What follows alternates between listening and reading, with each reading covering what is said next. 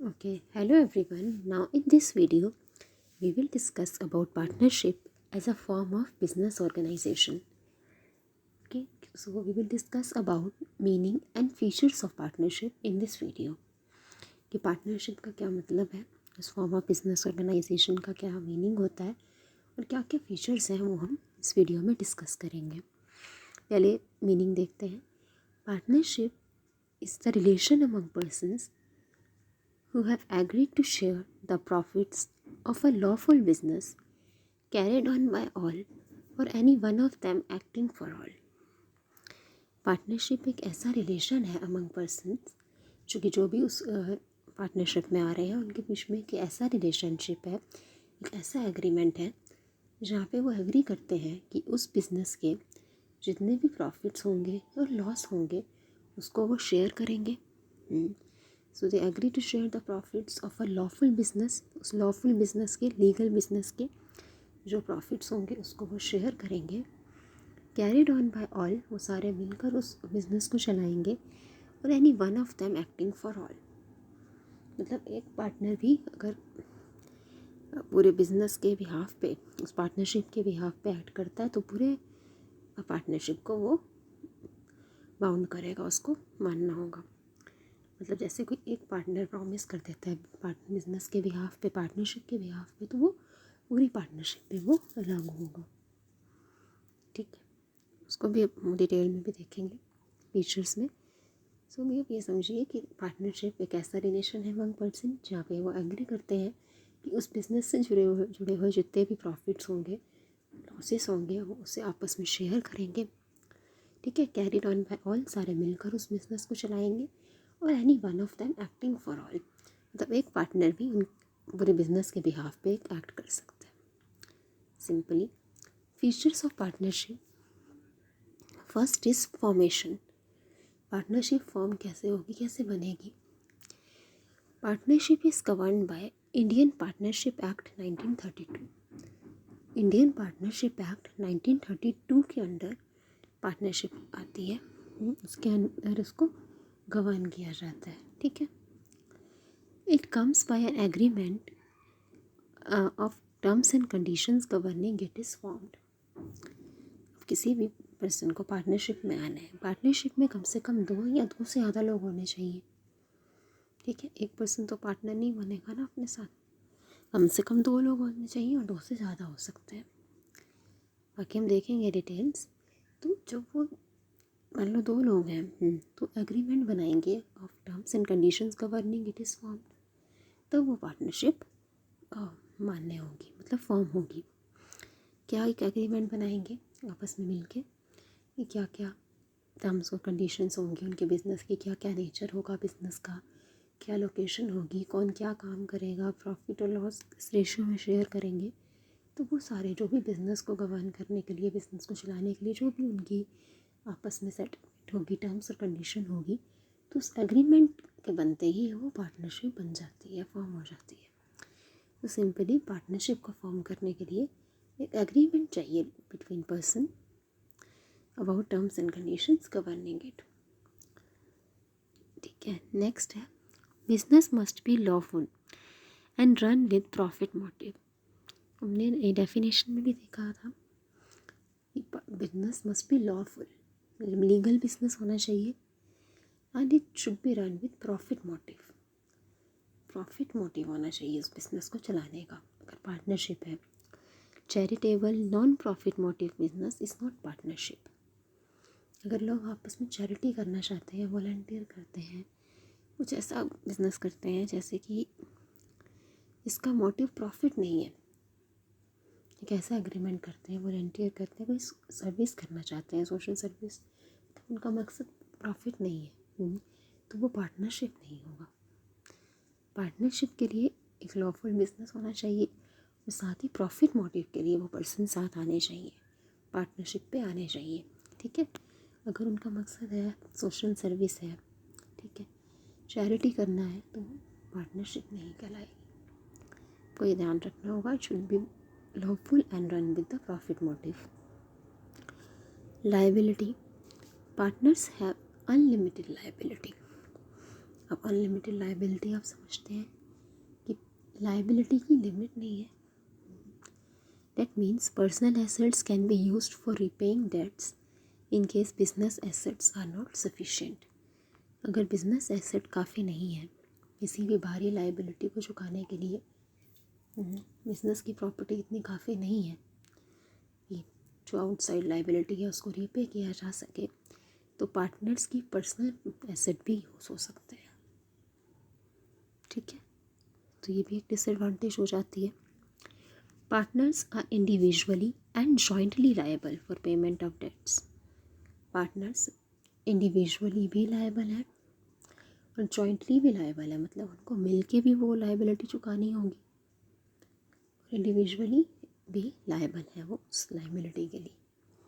ठीक है, तो ये है कि अनलिमिटेड लायबिलिटी है पार्टनर्स की. उनके पर्सनल एसेट यूज हो जाएंगे आउटसाइड डेट को पे करने के लिए. अगर बिजनेस एसेट काफ़ी नहीं है तो वो इंडिविजुअली और जॉइंटली लायबल होंगे डेट्स को पे करने के लिए. Risk bearing. Next is risk bearing. Partners bear risk in running a business as a team. अब पार्टनरशिप मिलकर चला रहे हैं, तो जितने भी उनको रिस्क उठाने पड़ेंगे बिजनेस में, तो एज अ टीम उसको लेंगे वो सबके होंगे. जितने भी पार्टनर्स हैं सारे मिलकर उस रिस्क को उठाएंगे. ठीक है, अब जो रिस्क है, अब रिस्क उन्होंने लिया और मान लो उस रिस्क में वो कामयाब हुए और उन्हें प्रॉफिट हुआ, तो उनको उसका रिवार्ड क्या हुआ? The share rewards and profit. उस रिस्क के लिए रिवार्ड मिलता है एज प्रॉफिट. और अगर लॉस हो जाता है in the ratio agreed bye them, मतलब पार्टनर्स मिल के रिस्क उठाएंगे और अगर वो आगे सफल हो गए, दे गेट सक्सेसफुल, तो दे शेयर रिवार्ड्स एज प्रॉफिट. तो उस रिस्क का रिटर्न मिल गया प्रॉफिट. और अगर लॉस होगा तो उस एग्रीड रेशियो में उसको शेयर करेंगे. ठीक है, next is decision making and control. अब पार्टनरशिप में डिसीजन कौन लेगा? सोल प्रोप्राइटर में तो अकेला वो डिसीजन लेता है. जॉइंट इंटू फैमिली बिजनेस में करता डिसीजन लेता था, वो सबको उनका डिसीजन मानना होता है. पार्टनरशिप में partner share among themselves the responsibility of decision making and control of activities. Partners आपस में शेयर करेंगे डिसीजन मेकिंग. ठीक है, decisions are taken with mutual consent. आपसी सहमति से डिसीजन लिए जाएंगे. ठीक है, तो रिस्पॉन्सिबिलिटी शेयर करते हैं डिसीजन मेकिंग की, मिलकर पार्टनरशिप में डिसीजन लेते हैं. Next is mutual agency. वही जो हमने डेफिनेशन में देखा था, कैरीड ऑन बाय ऑल और any one of them acting for all, यही पॉइंट है. Each partner works as a principal and as an agent. हर पार्टनर एक प्रिंसिपल भी है और एक एजेंट भी. कैसे? He is the agent of other partners as he represents them and binds them through his acts. बाकी पार्टनर्स का एजेंट है, क्योंकि अगर एक पार्टनर है, ठीक है, और अगर वो किसी मान लो थर्ड पार्टी के साथ डील कर रहा है, तो अपने वो पूरे बिजनेस को, उस पूरी पार्टनरशिप को रिप्रेजेंट कर रहा है. और जो भी वो डील कर रहा है, साइन कर रहा है थर्ड पार्टी के साथ, उस पूरे पार्टनरशिप बिजनेस को माननी होगी. ठीक है, he is agent of other partners, ऐसे ही रिप्रेजेंट है, उसको रिप्रेजेंट कर रहा है और बाइंड कर रहा है थ्रू इस एक्ट. अगर उसने कोई डील कर ली थर्ड पार्टी के साथ, एग्री कर लिया, तो पूरे खिचड़ी के चावल. ठीक है, तो अगर वो थर्ड पार्टी के साथ कोई डील कर रहा है, तो उस पूरे पार्टनरशिप फर्म को वो रिप्रेजेंट कर रहा है. ठीक है, और उसकी जो बात है वो पूरे फर्म पे लागू होती है. So he represents them and binds them through his act. मान लो 3 पार्टनर का बिजनेस है, उनका क्या बिजनेस, मान लो वो छोटा सा बिजनेस है, ज़्यादा बड़े स्केल पे नहीं है, कि वो केक्स बनाते हैं, केक्स की डिलीवरी करते हैं. ठीक है, तो भी एक थर्ड पार्टी का ऑर्डर आया, तो बाहर से किसी का ऑर्डर आया, तो एक पार्टनर ने उस ऑर्डर को रिसीव कर लिया और एग्री कर लिया कि हम आपको कल 100 केक मतलब सप्लाई करेंगे. तो वो बात सबको माननी होगी ना. तो एजेंट हो गया वो बाकी पार्टनर्स का, क्योंकि उसने सबको रिप्रेजेंट किया कि हम आपको पहुंचा देंगे 100 केक्स की डिलीवरी. तो उसने रिप्रेजेंट करा पूरे पार्टनरशिप को और bind them through his act. अब अब सारे पार्टनर को मिलकर वो उस ऑर्डर को पूरा करना होगा। समझ गए? सो पार्टनर जो बिजनेस का एजेंट भी है और उनको रिप्रेजेंट भी करता है और अपने एक्ट से उनको बाइंड भी कर रहा है। Next, he is a principal too, he can be bound by the acts of other partners. अब एजेंट तो है लेकिन प्रिंसिपल भी है।